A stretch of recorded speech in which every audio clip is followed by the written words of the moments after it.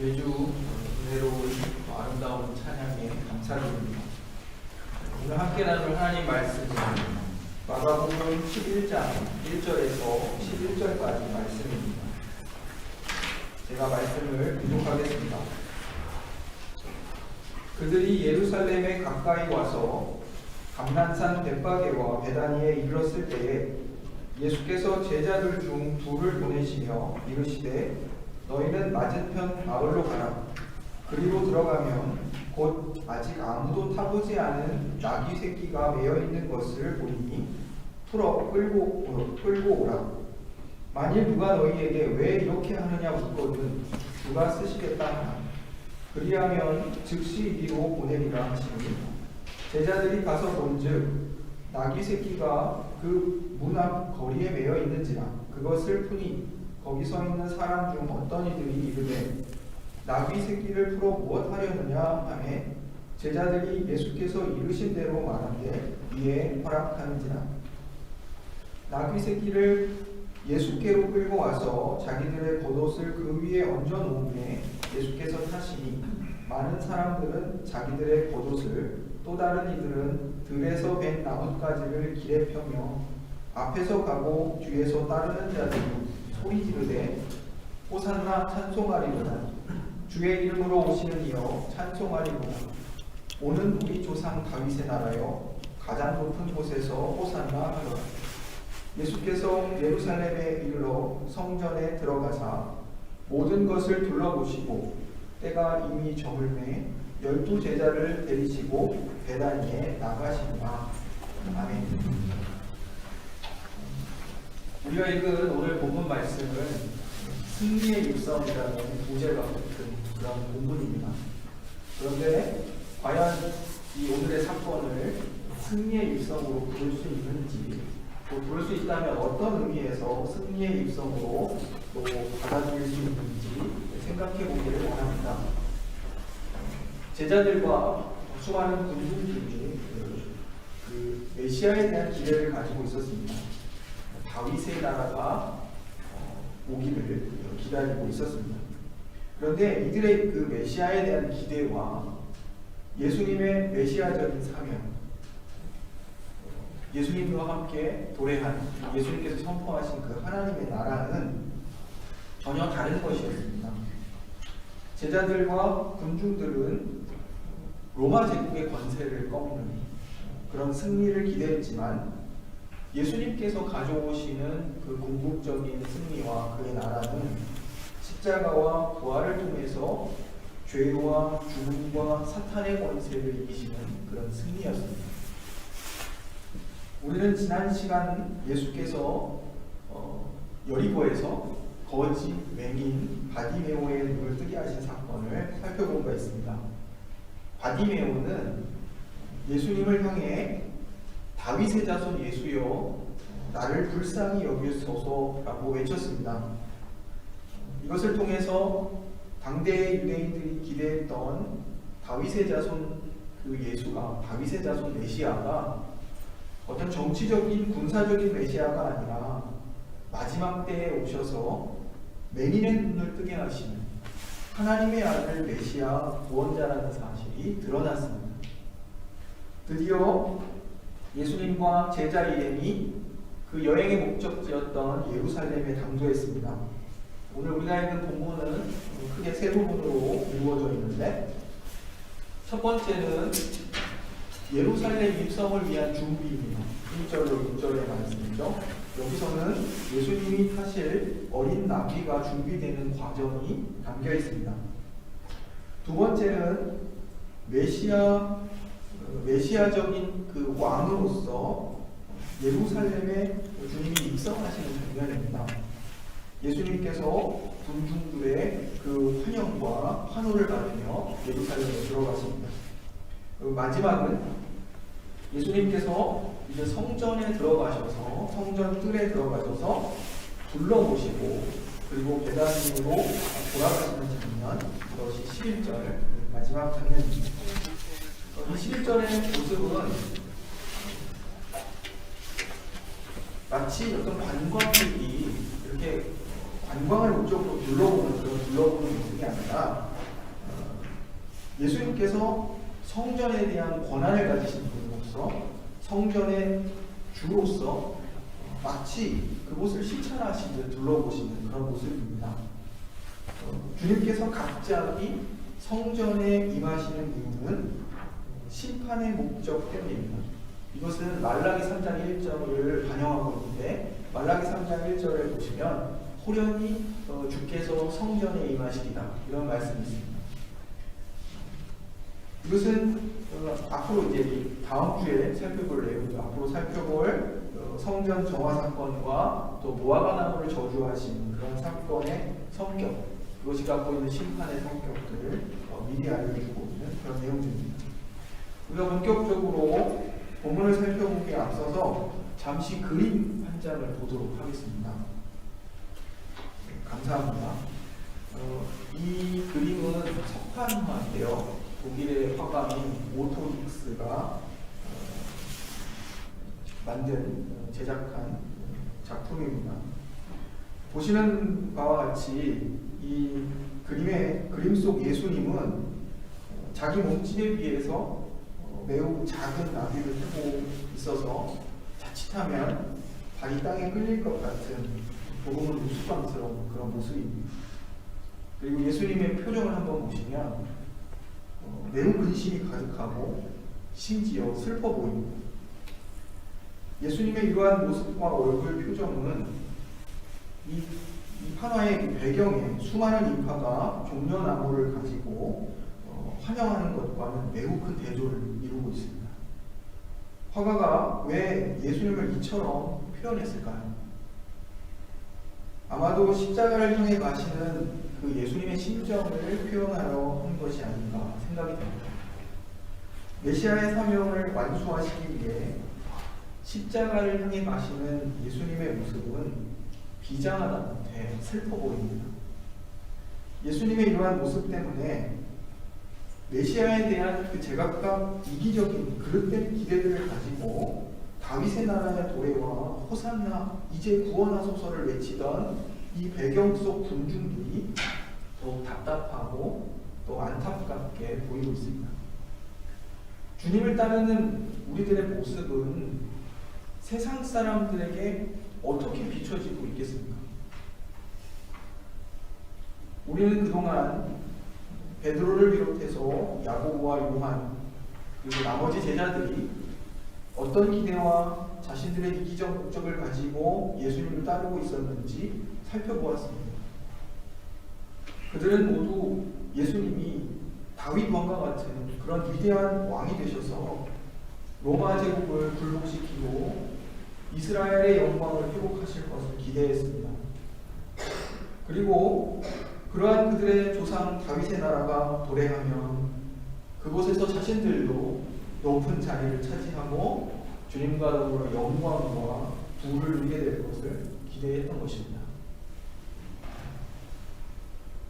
예수님께서 본문으로 들어가서 우리가 살펴보면 예수님께서 신비한 신적 계획 속에서 예비된 하나님의 계획 속에서 예비된 어린 나귀를 타시고 예루살렘으로 들어가십니다. 예수께서 어린 나귀를 타고 예루살렘 성 안으로 들어가시는 모습은 우리에게 두 가지 면을 보여주고 있습니다.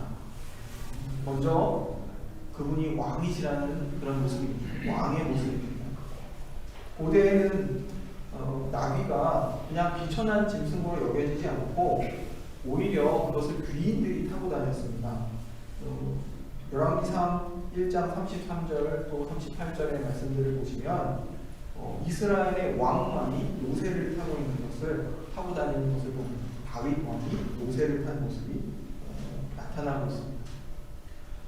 두 번째 예수님 이 장면을 통해서 볼 수 있는 예수님의 모습은 겸손한 모습입니다.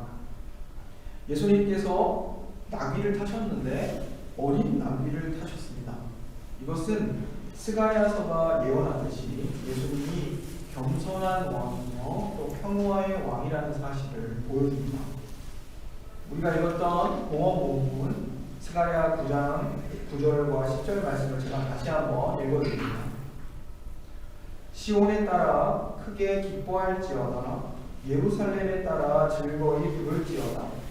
보라, 내 왕이 내게 임하시나니 그는 공의로우시며 구원을 베푸시며 겸손하여서 나귀를 타시나니 나귀의 작은 것 곧 나귀 새끼니라.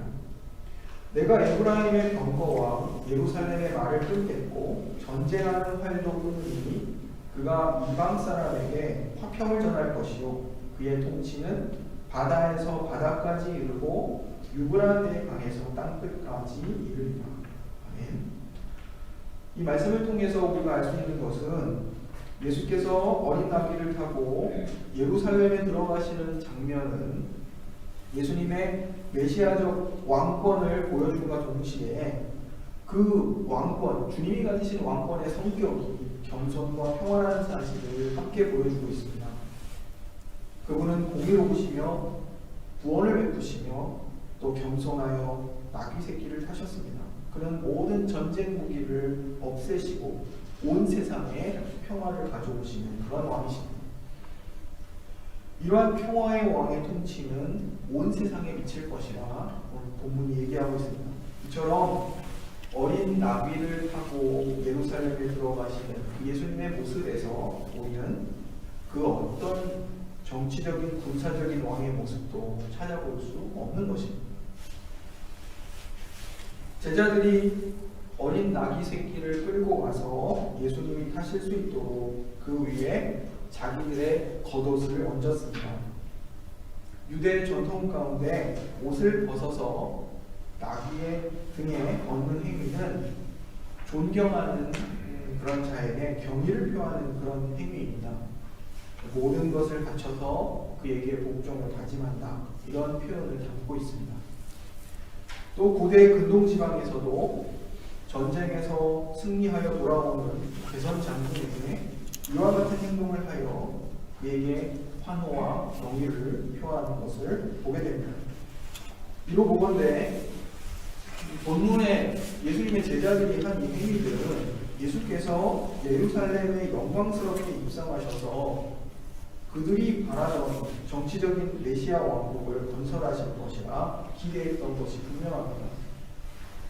그러나 예수님은 개선장군처럼 뱀과를 타고 입성하지 않으시고 겸손과 섬김을 상징하는 나귀 새끼를 타고 입성하심으로 당시 유대인들이 기대했던 그런 정치적인 왕이 아니라 겸손과 섬김의 왕을 증거하십니다.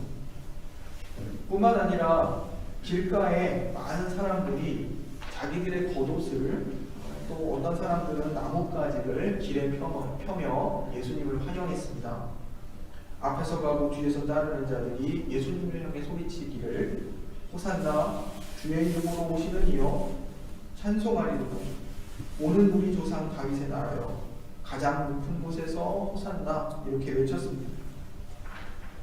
제자들과 함께 따르던 이 무리들은 예수님이 주의 이름으로 오시는 메시아로서 그들의 조상 다윗의 나라를 회복하고 그들을 구원해 주실 것을 기대했습니다. 그래서 호산나 이렇게 외쳤습니다. 그 의미는 이제 구원하소서 이런 의미입니다. 이 모든 것을 종합해 보면 따르며 환호하는 군중들도 제자들과 마찬가지로 한결같이 예수님이 이스라엘의 왕으로 등극하실 것이라 생각했고 또 그 나라에서 자기들도 자리와 영광과 부를 얻게 될 것이라 기대했다. 이것입니다. 그러나 예수님의 모습은 평화를 가져오시는 겸손한 왕으로서 자신의 메시아적 소명을 드러내고 계십니다. 주님이 가져오시는 것은 강력한 군사력이나 정치적인 권세가 아니라 평화였습니다. 물론 이 세상의 평화는 상대적인 것입니다. 이 말은 모두에게 완전하고 절대적인 평화가 이 세상에 존재하지 않는다는 그런 뜻입니다. 그 대표적인 예가 로마의 평화입니다. 팍스 로마나라고 일컬어지는 이 로마의 평화는 어떤 평화였냐면 이 로마 제국 내에 어떤 작은 반역이나 혹은 반대의 조직이라도 무자비한 산업을 통해서 강요되는 그런 평화였습니다. 절대 아주 작은 어떤 반역의 조직도 허락지 않는 무력으로 철저히 그것을 짓밟아서 이루는 평화, 그것이었습니다. 비로마인의 눈에 비친 로마의 평화는 이렇게 묘사되고 있습니다. 이 내용은 역사가 타키투스를 인용한 것인데, 한 스코틀랜드의 부족의 지배자가 로마 군대와의 그 전투를 앞둔 그 전야에 한 말입니다. 이를 통해서 우리가 이 로마의 평화가 이 피정복자들에게 어떻게 비춰졌는지를 우리가 엿볼 수 있습니다. 그가 말하기를 그들은, 로마인들은 강도와 학살과 약탈을 통치합니다. 그들은 사막을 만들고 황폐하게 만들어서 그것을 평화라고 부릅니다. 이렇게 말하고 있습니다. 이처럼 이 세상에서 원하는 평화는 누군가를 내 힘으로 압제해서 조용하게 만드는 상황, 이런 것을 평화라 이렇게 말하고 있는 것입니다. 그러나 참된 평화는 앞서 말씀드린 것처럼 자기의 적을 부서뜨려서 성취할 수 있는 것이 아닙니다. 그런데 이 세상에서 평화는 여전히 한결같이 힘에 의해서만 얻을 수 있고 힘에 의해서 유지될 수 있다고 굳게 믿어지고 있습니다. 하지만 참된 평화는 그것은 오직 화해와 회복을 통해서만 얻을 수 있는 것입니다. 물론 여기서 회복은 그 깨어진 관계의 회복일 것이고 또 깨어진 그 평화로 인한 상처로부터의 회복을 뜻하는 것일 것입니다. 우리나라의 경우를 살펴봐도 마찬가지입니다. 남북한이 화해하지 못하고 통일을 이루지 못하는 이유는 상처로 인한 어떤 치유할 수 없는 상처로 인한 적대감과 상호 간의 원한 때문이다, 이렇게 생각되어집니다. 평화가 깨어지는 이유는, 이 세상에서 평화를 찾아볼 수 없는 이유는 우리 마가복음을 통해서 앞서 살펴보았지만 이 세상 집권자들은 누구에게 군림하고 누구를 임의대로 좌지우지하려는 그러한 모습들을 가지고 있습니다. 이러한 이 죄인된 본성, 죄된 습성들이 평화를 깨뜨리는 것입니다. 그것이 자기를 지키기 위한 것이든 아니면 무엇을 빼앗아 더 많이 갖기 위한 것이든 어쨌든 평화를 이루기에는 그 무능한 그러한 인간들의 모습들을 보게 됩니다. 그런데 우리 예수님은 이런 이방의 집권자들 같은 그런 왕이 아니라, 우리 예수님은 섬김받기 위해서 오신 것이 아니라 섬기기 위해 오셨습니다. 예수님은 메시아로 오셨는데 그 메시아는 종이 되는 메시아입니다.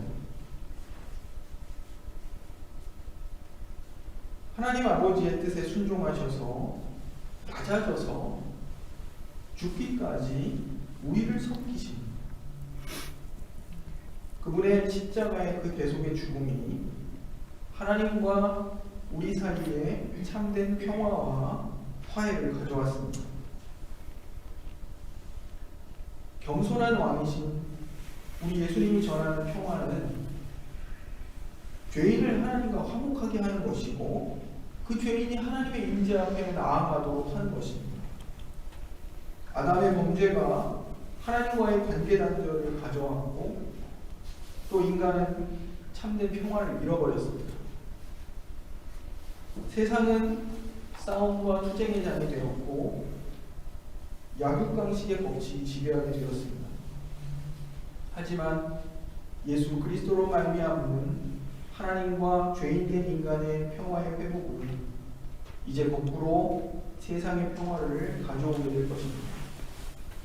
이 참된 평화가 궁극적으로 이사야서가 예언하는 것과 같은 그런 종말론적 평화의 때에 도래하게 될 것입니다.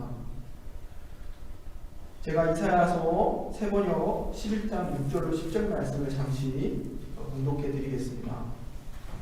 그때에 이리가 어린 양과 함께 살며 표범이 어린 염소와 함께 누우며 송아지와 어린 사자와 살린 짐승이 함께 있어 어린아이에게 끌리며 암소와 곰이 함께 먹으며 그것들의 새끼가 함께 엎드리며 사자가 소처럼 풀을 먹을 것이며 젖 먹는 아이가 독사의 구멍에 장난하며 젖된 어린아이가 독사의 굴에 손을 넣을 것이라.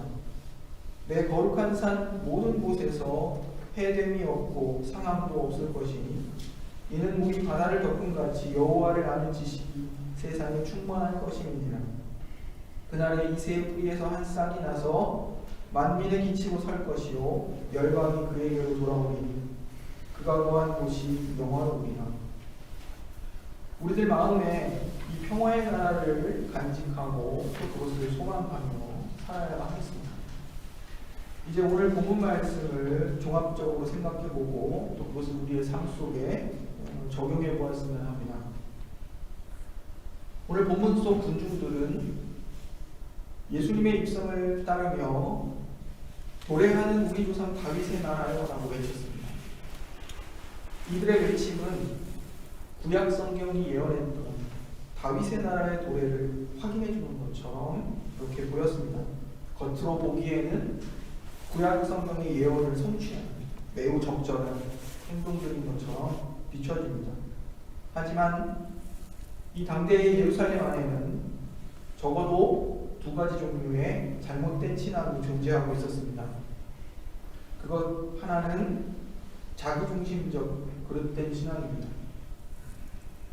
주는 그리스도라고 고백했던 베드로처럼, 하지만 그는 예수께서 십자가의 길을 가실 것을 말씀하시자 아주 격렬하게 예수님을 꾸짖으며 그가 가시는 십자가의 길을 가로막았었던 사람입니다. 또한 하나님의 나라의 가장 높은 자리를 구했던 야고보와 요한처럼 이들은 주님이 영광을 얻으시면 자신들이 그분의 우편과 좌편에 앉게 될 것을 기대했습니다. 다른 제자들도 누가 그들 중에 가장 첫째가 될 것인가를 두고 경쟁하고 다투었습니다. 이러한 제자들과 똑같이 오늘 본문의 군중들도 하나님의 나라의 도래를 고대하고 있었습니다. 제자들과 군중들 모두가 기대했던 그 나라는 어떤 정치적 군사적인 힘이 로마를 정복할 때 이스라엘이 높임을 받는 그런 나라였습니다. 그리고 그 나라에서 자신들도 그 영광과 부를 함께 누리게 될 것을 기대했습니다. 이와 같은 그릇된 신앙은 지금 우리의 시대에도 존재할 수 있습니다. 예를 들어서 사람들이 사회적으로 높은 지위를 얻고자 그것을 얻기 위해 또는 사업적 이익이나 또 정치적 이익을 얻으려고 기독교 신앙을 받아들이는 경우가 있습니다. 교회 직분을 가지고 교회 공동체 내 또는 혹은 교회 밖에서 사회적으로 대접받으려는 사람들도 있습니다. 또 사업상의 이익 때문에 교회를 다니는 사람들도 있고 또 선거에서 표를 얻기 위해 교회를 이용하는 사람들도 있습니다. 하지만 예수님은 제자들과 이 군중들의 그런 민족주의적 목적이든 정치적 야망이든 그 안에 또 이렇게 깊숙이 뿌리박고 있는 이기적이고 개인적인 어떤 욕망이든 그것과는 정반대로 예수님께서는 하나님 나라의 참된 가치들을 우리들에게 요구하십니다. 그것은 회개와 겸손과 섬김의 도입니다.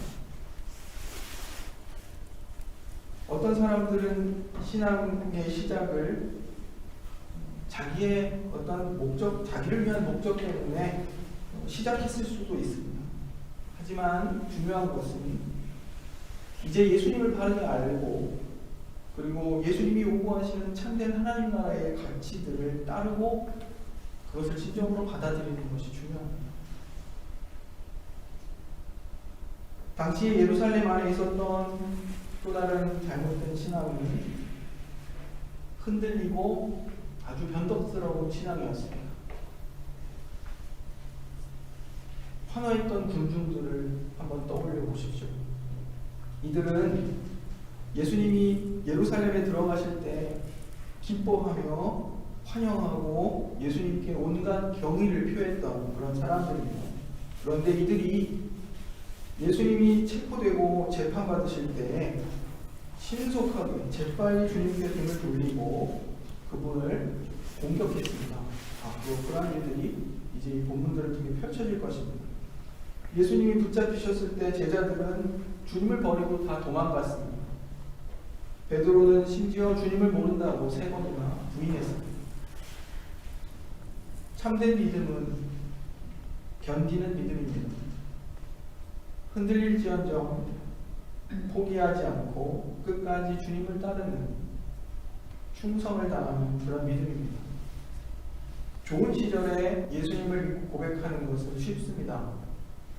하지만 참된 신앙은 가장 힘든 시절에도 그리스도께 기꺼이 진실과 충성을 다하는 것이며 주님이 그 제자들에게 요구하셨던 것처럼 어떤 대가를 치르더라도 우리 각자의 십자가를 지고 그분을 따르는 것입니다.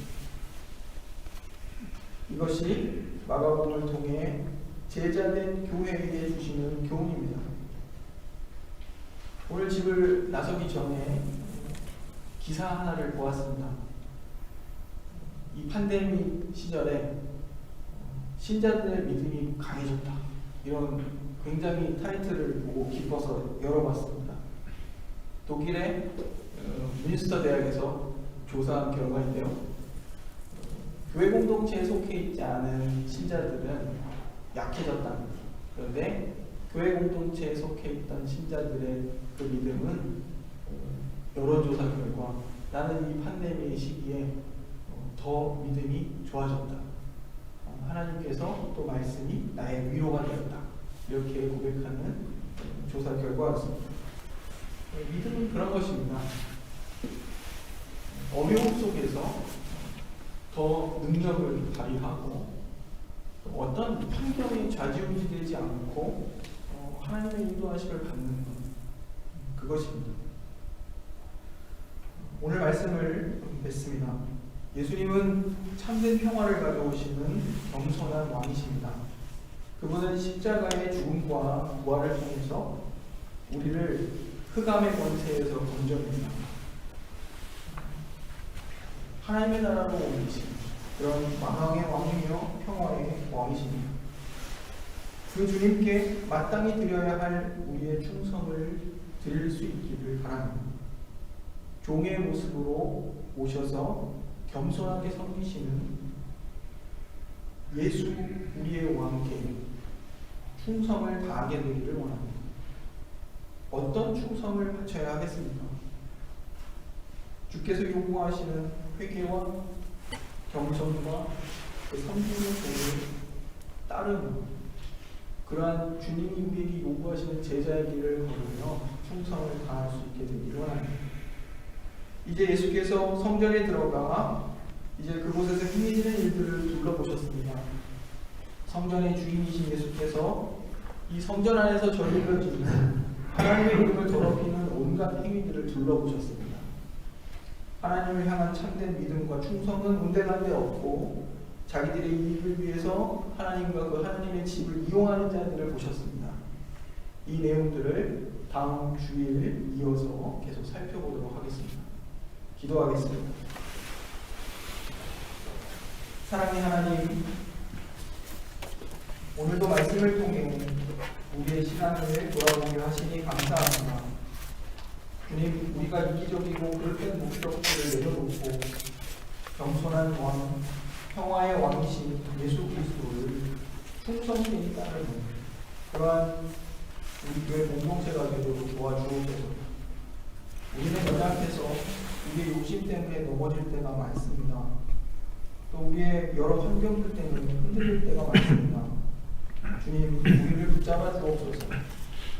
그리스도께서 십자가를 통해 이루신 하나님과 우리 사이의 화목을 기억하게 하시고 우리도 겸손하게 그 평화의 왕을 따르며 평화를 이루며 살아가는 교회 공동체와 우리가 개인의 삶이 되도록 인도해 주옵소서.